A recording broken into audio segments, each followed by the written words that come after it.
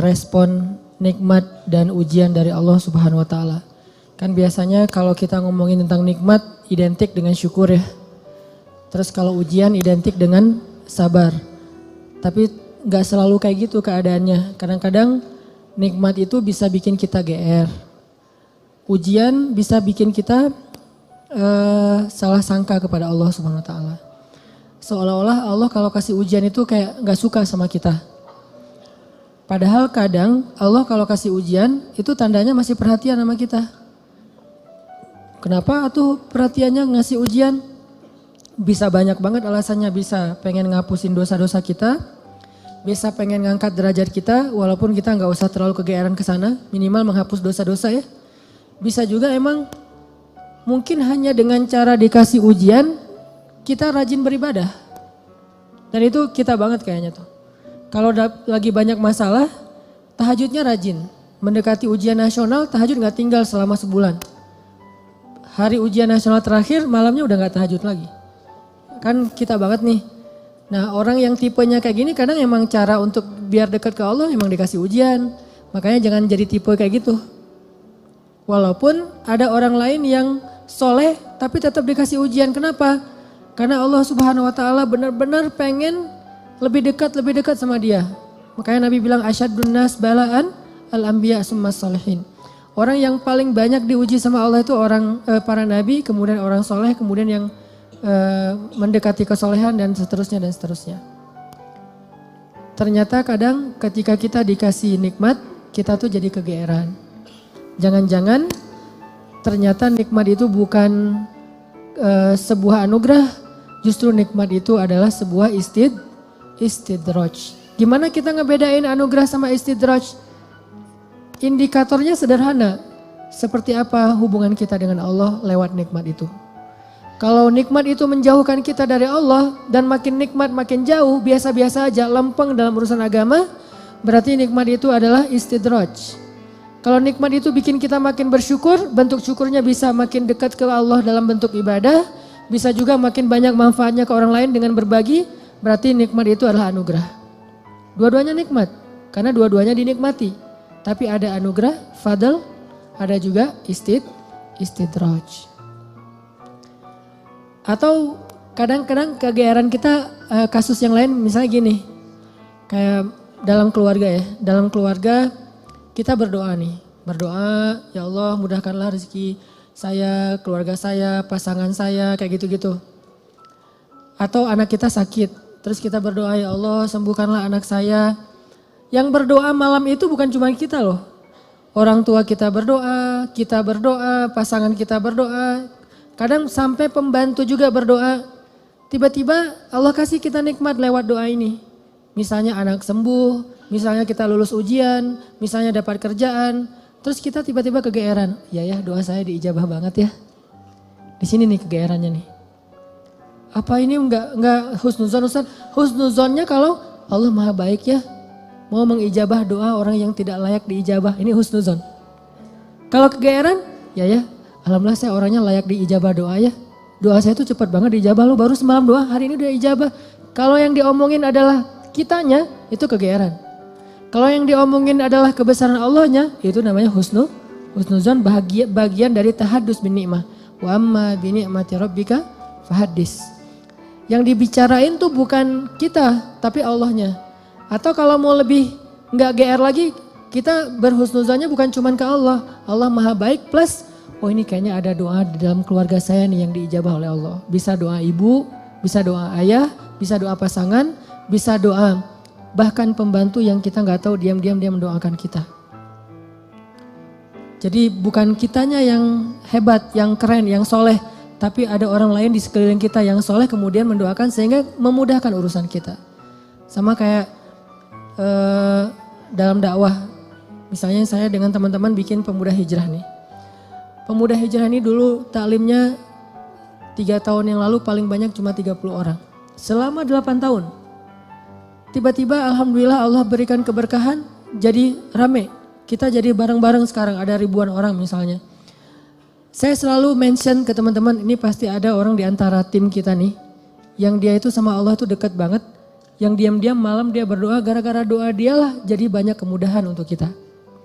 Bukan, mungkin yang doa semua ikut berdoa, saya berdoa, teman-teman semuanya berdoa, cuman jangan kegeeran, ya alhamdulillah ya, saya baru doa kemarin sekarang udah diijabah. Ini kalau kita kayak gini, ini agak kegeeran, sesekali wajar. Kalau sering kali, ini gak bagus. Bikin kita jadi ngerasa udah baik, udah soleh. Dan Allah mengatakan, fala tuzakku anfusakum. Jangan kalian menganggap diri kalian udah baik, soleh, suci. Huwa a'lamu bimanittaqo. Allah lebih tahulah siapa yang paling taat. Jadi teman-teman, kadang kayak gitu kegeerannya. Atau ada juga bentuk kegeerannya gini. Dia jomblo. Udah gitu ngelamar cewek hafizah 30 juz. Dia tuh belum bisa baca Quran, baru hijrah, tapi diberikan istri hafizah 30 juz. Atau sebaliknya, dia cewek baru berhijab banget, diberikan suami hafiz 30 juz. Udah gitu dia kegeeran, wah berarti saya udah pantas buat dia nih. Atau dia pantas buat saya. Enggak, jangan-jangan Allah sengaja ngasih kita pasangan yang soleh banget, karena cuma dia yang bisa menghijrahkan kita dan memperbaiki kita. Kalau dikasih yang tanggung-tanggung ntar lepas lagi nih. Makanya dikasih yang gak tanggung-tanggung, sekalian aja yang paling soleh, yang paling taat, yang paling berwawasan agama luas, sehingga kita disuruh belajar ke dia. Bisa kayak gitu. Padahal yang datang ke dia itu banyak, ada yang sama-sama hafiz, kenapa yang lebih baik dari kita hafiz gak diterima? Karena udah sama-sama soleh, terus siapa lagi yang perlu diperbaiki kan? Bisa jadi kita justru ketemu dengan orang yang keren, karena Allah pengen memperbaiki kita dengan lewat orang itu. Ini biar kita gak kegeeran. Ustadz kenapa sih harus gitu-gitu amat? Karena itulah sifat orang yang beriman. Coba teman-teman buka surat orang-orang beriman. Surat apa? Al-Mu'minun. Surat orang-orang beriman. Surat 23 ayat 60. Itu sifat orang yang beriman. Surat 23 ayat 60. Bismillahirrahmanirrahim. وَالَّذِينَ يُؤْتُونَ مَا آتَوْا وَقُلُوبُهُمْ وَجِلَةٌ أَنَّهُمْ إِلَى رَبِّهِمْ رَاجِعُونَ أُولَئِكَ يُسَارِعُونَ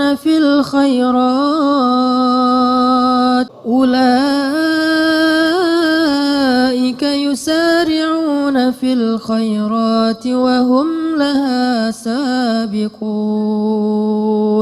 Dan orang-orang yang memberikan apa yang telah mereka berikan dengan hati penuh rasa takut, karena mereka yakin bahwa sesungguhnya mereka akan kembali kepada Rabb-nya. Mereka itulah orang-orang yang bersegera kepada kebaikan-kebaikan, dan mereka itulah orang-orang yang lebih dulu memperolehnya. Ini terjemahannya agak sedikit rancu ya.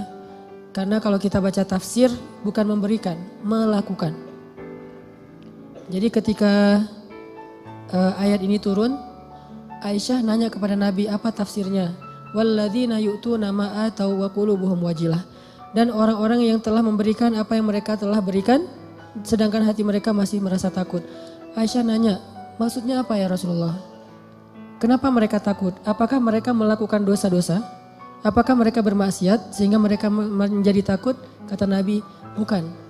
Maksud melakukan atau memberikan di sini adalah mereka udah sholat, mereka puasa, mereka sedekah. Jadi bukan cuma sedekah ya, semua amal soleh. Mereka udah bantu orang. Jadi mereka itu udah banyak banget ngelakuin kebaikan, sedangkan hati mereka wajilah, masih merasa takut. Takut apa? Takut ketika kembali kepada Allah gak sanggup menghadap Allah dengan amal yang sedikit. Coba bayangin, udah banyak amal masih takut menghadap Allah, wajilah. Gimana lagi kalau berbuat dosa, beramal aja masih takut sama Allah. Kalau kita kan kadang-kadang ngerasa takut ke Allah itu kalau habis buat dosa ya. Dan ini juga bagian dari iman, keren sih. Cuman iman kan berderajat-derajat. Lahum darajatun inda rabbihim. Orang beriman aja bertingkat-tingkat. Ada orang beriman ketika bikin dosa takut kepada Allah, langsung taubat. Ada yang lagi yang lebih tinggi, lagi berbuat baik takut sama Allah. Kenapa? Dia ngerasa amal baiknya tuh sedikit dan waktunya terbatas. Dia pengen berbuat yang banyak tapi nggak punya waktu, nggak punya merasa lemah, merasa tidak maksimal, merasa belum memberikan semua hak Allah, merasa kurang, merasa belum istimewa, belum sempurna. Ini orang yang walladzina yu'tuna ma atau wa qulubuhum wajilah. Makanya teman-teman kalau teman-teman perhatiin di akhir surat Al-Baqarah kan tuh ada doa Rabbana la tu'akhidna in nasina aw akhtana. Itu bukan doa orang yang berbuat dosa loh. Itu doa orang habis beribadah. Dia habis beribadah, habis sholat misalnya, doanya Rabbana la tu'akhidna in nasina aw akhtana. Udah beribadah masih minta maaf sama Allah. Ya Allah jangan marah ya sama saya kalau saya ada yang silap, ada yang lupa, ada yang gak sempurna. Ini orang beriman, udah beribadah masih minta maaf. Sama kayak ayat idza jaa nasrullahi wal fath wa ra'aitan nasa yadkhuluna fi dinillahi afwaja fasabbih bihamdi rabbika wastaghfir. Kalau telah datang pertolongan Allah dan kemenangan dan engkau melihat orang berbondong-bondong masuk kepada agama Allah. Maksudnya apa? Kalau dakwah kamu sudah sukses. Wahai Muhammad, wahai kaum muslimin, kalau dakwah kalian sudah sukses. Orang berbondong-bondong ikut pengajian, orang berbondong-bondong berhijrah. Jadi tren baru sekarang Islam misalnya di zaman dulu Nabi. Orang berbondong-bondong memeluk agama Islam. Dakwah kamu tuh udah keren banget, usaha kamu tuh udah maksimal. Ketika kamu mendapatkan kesuksesan dalam dakwah, maka pujilah Allah dan beristighfarlah. Kenapa? Habis berdakwah, habis sukses malah disuruh beristighfar. Dan yang disuruh itu adalah Nabi loh secara personal, bukan kaum muslimin. Kalau kaum muslimin mungkin mengatakan fasabbihu bihamdi rabbikum wastaghfiru gitu kan ya. Tapi karena personal, fasabbih bihamdi rabbika wastaghfir. Engkau wahai Muhammad. Jadi Nabi banget yang disuruh. Kalau Nabi aja disuruh istighfar apalagi umatnya. Dan Allah menyuruh Nabi istighfar bukan habis berbuat dosa, bukan. Karena Nabi tidak berbuat dosa. Kapan disuruh istighfar? Habis sukses dalam dakwah disuruh istighfar. Kenapa? Inilah mukmin. Dia nggak pernah merasa dirinya sempurna. Dia nggak pernah merasa bahwa ini karena kerja saya, karya saya, hasil jerih payah saya, karena saya hebat. Enggak. Istighfar tetap kepada Allah. Karena kalau nggak Allah tolong kamu nggak akan sukses. Gitu maksudnya. Kenapa kalau Allah nggak tolong kamu nggak akan sukses? Karena apa yang kamu lakukan itu harusnya kamu nggak bisa sukses. Soalnya yang kamu lakukan itu belum maksimal, belum ideal, belum sempurna, belum istimewa. Tetap aja ada kurangnya. Karena sifat dari insan mahallul khata' wan nisyan. Pasti ada salah dan lupa, pasti. Jadi gimana pun kita dapat nikmat, hati kita wajilah. Apalagi nikmat dunia doang. Nikmat ibadah aja tetap wajilah. Nikmat ibadah kan yu'tu nama atau berarti mereka sholat, puasa, zakat, sedekah, haji, umroh kayak gitu-gitu tilawah, hafal Quran tapi hatinya masih wa qulubuhum wajilah. Padahal itu yang dikasih nikmat ibadah loh. Gimana kalau yang dikasih nikmat dunia? Karena nggak mungkin kan nikmat ibadah itu istidraj. Mungkin nggak? Nikmat ibadah istidraj. Allah membiarkan dia aja sholat sendiri. Nggak mungkin kan? Istidraj itu hanya berlaku untuk nikmat dunia. Tapi kalau nikmat akhirat, ibadah, ketaatan, kedekatan dengan Allah, gak mungkin istidraj, itu pasti nikmat yang hakiki tuh. Tetap mereka ngerasa saya banyak kurang, saya masih, kalau sholat pasti tadi ada yang gak khusyuknya. Ada yang khusyuk 4 rakaat sholat isya, pasti ada hilang-hilangnya gitu kan ya.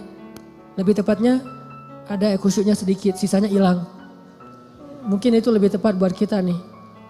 Gak sengaja kok udah salam aja. Atau tadi sujudnya 2 kali apa sekali ya. Tadi saya ruku gak sih? Apalagi kalau sholat sendiri tuh.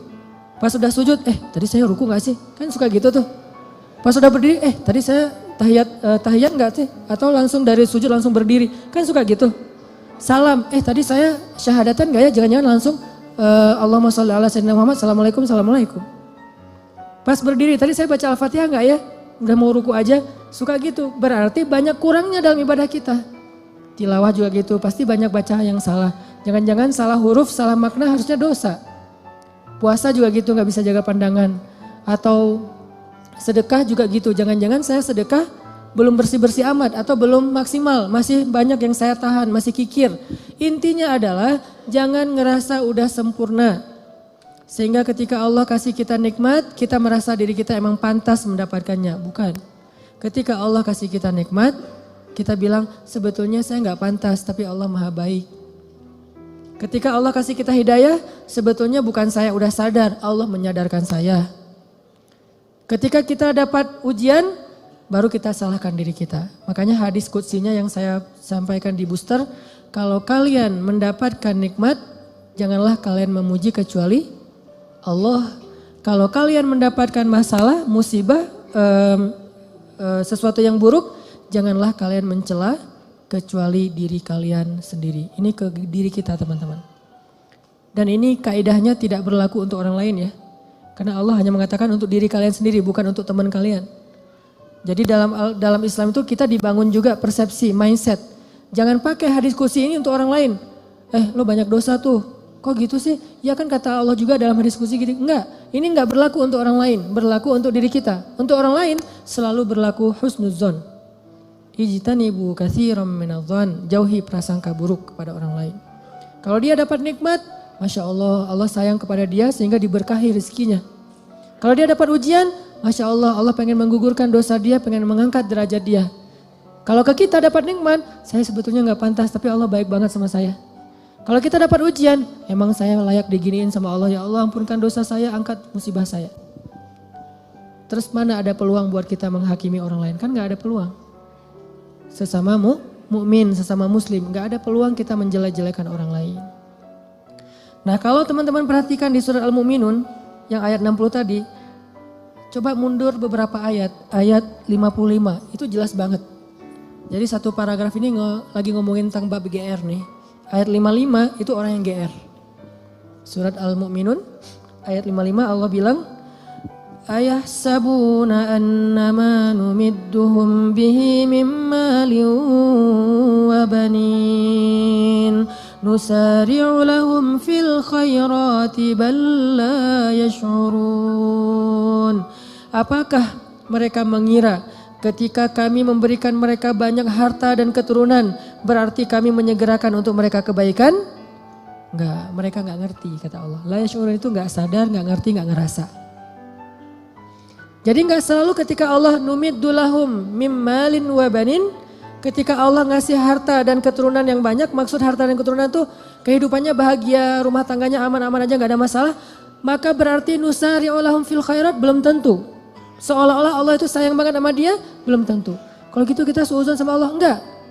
Kita tetap berpikir Allah itu maha baik. Terus kalau kita dapat nikmat, itu bukti bahwa Allah maha baik, bukan karena kita pantas.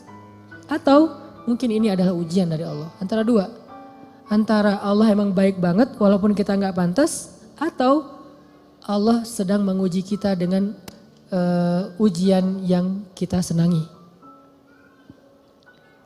Dulu ketika masih sendiri, setiap malam tahajud, ya Allah beri saya pasangan imam yang bisa ngimamin saya. Nggak apa-apa deh yang dibaca Al-Ikhlas juga, yang penting dia imam. Yang imam, ya Allah beri saya makmum.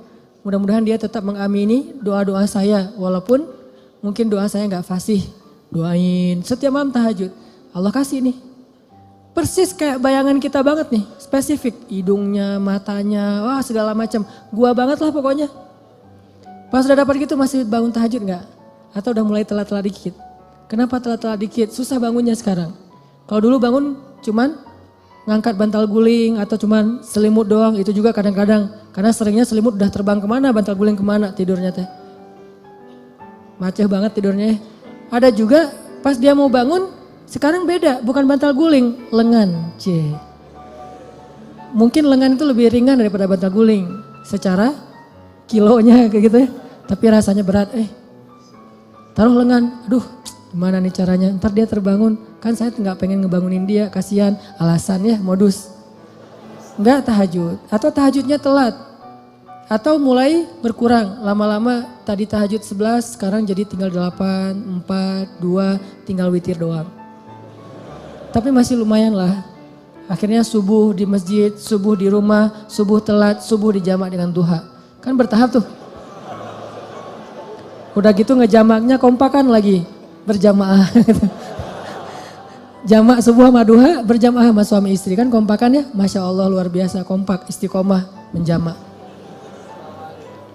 Allah pengen nguji kita lewat pasangan justru. Kadang Allah pengen nguji kita dengan terlalu sibuk dengan kerjaan. Tadinya kita gak punya kerjaan, nganggur, akhirnya bisa beribadah tepat waktu. Begitu udah ada kerjaan, jadi gak tepat waktu lagi. Kenapa? Alasannya mulai sibuk, mulai rush, mulai tight jadwal, kayak gitu-gitu. Nah ini artinya jangan selalu kegeeran bahwa Allah sayang sama kita. bahwa kita layak disayangi oleh Allah, bukan. Mungkin antara dua, Allah emang baik banget atau Allah pengen nguji kita dengan nikmat tersebut.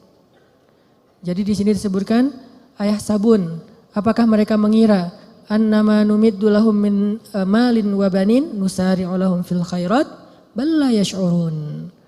Mereka pikir kalau kami udah ngasih mereka harta dan keturunan berarti kami menyegerakan kebaikan buat mereka? La yash'urun, mereka nggak ngerti. Justru orang beriman di ayat berikutnya disebutkan walladzina yu'tuna ma atau wa qulubuhum wajilah annahum ila rabbihim raji'un. Ulaika, orang yang kayak gini nih, yang wajilah, yang ngerasa kurang, yang ngerasa nggak pantas, yusari'una fil khairat. Selalu bersemangat melakukan kebaikan-kebaikan yang lain. Kenapa? Dia merasa masih kurang dirinya.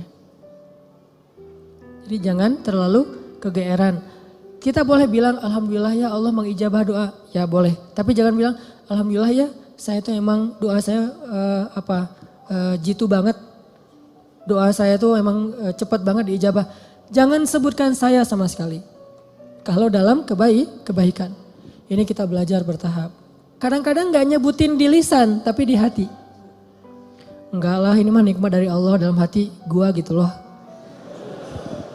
Wa asirru qawlakum awijharu bih innahu alimun bidatis sudur. Kalian rahasiakan ucapan kalian di hati atau kalian tampakkan dengan lisan, Allah Maha tahu apa yang ada di dalam dada kalian. Gak bisa bohong sama Allah. Terus gimana Ustaz kalau kebersit kayak gitu membatin? Lisan kita mah selalu ngomong Masya Allah ya lu lulus. Alhamdulillah ini nikmat dari Allah. Padahal gua gak bisa apa-apa. Lisan nih. Hati kita, ya emang kamu heran kalau saya lulus. Mulai kan ada sombong tuh. Mulai agak kegeeran nih. Kita kalau muncul itu langsung kita tolak, kita reject dengan apa? Astagfirullahaladzim. Kadang-kadang itu muncul bukan pengennya kita. Yuwas wisufi sudurinas, emang si dia tuh. Si dia bukan, si dia mah keren buat saya. Orang itu, zat itu tuh. Yaitu khannas yuwas wisufi sudurinas. Kita gak pengen sombong, kita gak pengen riak. Dia yang yuwas wis supaya kita sombong. Saya kan pernah cerita, ngimamin. Pengen ngimamin yang paling maksimal.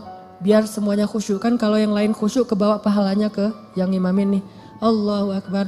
Alhamdulillahi Rabbil Alamin. Semaksimal mungkin. Sebisa mungkin yang bagus bacaannya.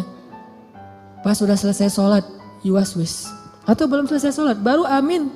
Keren juga ya suara saya muncul. Yuwaswis. Itu bukan saya gak pengen kayak gitu-gitu amat lah. Yuwaswis. Awal-awalnya dulu kayak gitu tuh. Ini saya ngaku nih. Awal-awalnya ngimamin. Apalagi pas ngimaminnya di Mesir. Karena orang Mesir tuh suka suuzon sama orang Indonesia. Dianggap orang Indonesia tuh gak bisa ngaji. Kan kepancing nih. Emangnya orang Indonesia gak bisa ngaji? No, kasih mic buat gua. Gitu. Ngimamin lah nih. Ngimamin ada niat pengen nunjukin orang Indonesia tuh ngajinya bagus-bagus. Mulai agak-agak melenceng tuh. Sehingga pas selesai sholat orang Muslim, Masya Allah kamu Indonesia tapi ngajinya enak dan segala macam. Ya udah kamu tarawih aja di sini jadi imam.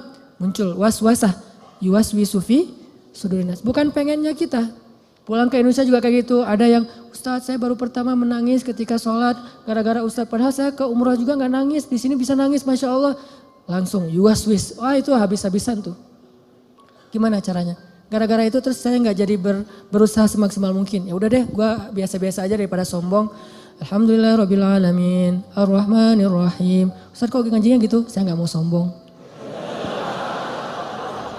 Was-wasah juga ya, yuwaswis. Wah lu ikhlas banget ya orangnya, ikhlas. Ikhlas yang butuh istighfar. Sama dengan istighfar, yahtaju ilal istighfar. Istighfar butuh istighfar. Kenapa? Ya ini main hati nih, berat nih. Terus gimana caranya? Gak apa-apa, lanjutin aja. Awalnya emang ria, sombong, dikit-dikit. Bertahap lama-lama dia akan berkurang. Dengan kita reject, enggak mau enggak sih, kita tuh enggak setuju sama dia. Lama-lama dia enggak akan ngaruh lagi di hati kita. Sesekali doang ngaruh dia lebih gampang nolaknya. Tapi kalau kita menghindar terus susah. Sedekah gitu, dilihat orang, wah 100.000 Yang di sebelah cuman 1.500 koin, kita 100.000. Awalnya sih emang beda sih rasanya. Karena pertama 100.000. Awalnya nih, besok lama-lama biasa aja. Lama-lama nggak ngaruh sama sekali. Udah di hati kita tuh udah kebal. Kan ini kematangan jiwa kita dalam bermasalah ya. Orang kalau lagi puber pasti kayak gitu teman-teman. Ekspresif, heboh, lebay, itu orang puber. Baru pertama ke masjid, heboh gitu ya. Wah, gua baru ke masjid. Tapi kalau udah kebiasaan ke masjid, apaan sih yang mau dibanggain, biasa aja kali ke masjid gitu. Baru pertama tahajud, wah udah bangunin temannya tuh semuanya, bangun, nggak bangun. Saya aja udah 2 jam bangun dari tadi, udah 11 rakaat, pamer. Namanya juga lagi puber. Baru hafal 1-2 hadis, wah ini dhaif, semuanya dhaif, cuma dia doang yang sahih gitu. Lagi belajar. Kalau udah biasa hafal hadis, biasa aja, atau emang gak hafal gitu. Kayak saya misalnya, karena gak hafal hadis ya udah gak usah komen-komen deh, biasa-biasa aja. Toh bisa jadi saya komen dhaif ternyata sahih. Daripada saya mendhaifkan yang sahih, mending saya diam. Nah ini artinya jangan menghindar, tapi di-reject. Begitu kita kegeeran di dalam hati, enggak, ini hadza min fadli rabbi, ini anugerah dari Allah. Ini Allah Maha baik, ini semuanya karena kebaikan Allah gitu. Lama-lama setan akan cari jalan lain, enggak akan yuwas-wis lagi. Dia akan menghindar. Sampai kita menjadi orang yang kalau kata guru saya mukhlasin. Apa arti mukhlasin? Kalau mukhlisin orang yang ikhlas. Kalau mukhlasin orang yang udah enggak ada bedanya di mata dia emas dengan batu. Udah sama tuh. Ketika ditaruh emas, dia senyum, dikasih batu juga dia senyum. Gak ada bedanya antara batu dengan emas, mukhlas. Maka setan udah gak bisa ngegodain dia. Gimana ngegodain? Orang emas dan batu sama di mata dia. Tapi kalau emas masih lebih berharga daripada batu, cuman dia masih berharap ridho Allah, itu namanya mukhlis. Kalau emas lebih berharga daripada batu dan dia tidak lagi berharap ridho Allah, itu udah gak mukhlis.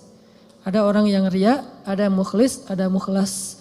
Di mata Nabi Muhammad SAW, emas dan batu itu udah sama. Makanya setan udah gak mau ngoda-ngodain Nabi Muhammad. Kecuali ada setan yang masih anak baru gitu, ngodain Nabi Muhammad.